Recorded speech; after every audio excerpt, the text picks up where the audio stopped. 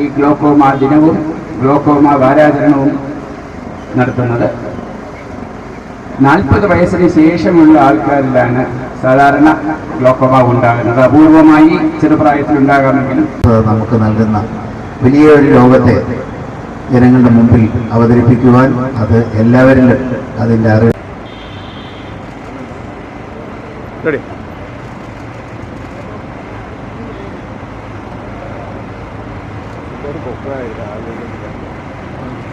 പൊക്കാവോ doctor?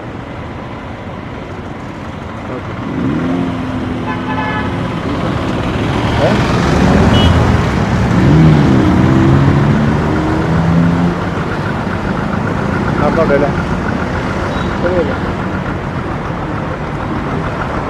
Okay.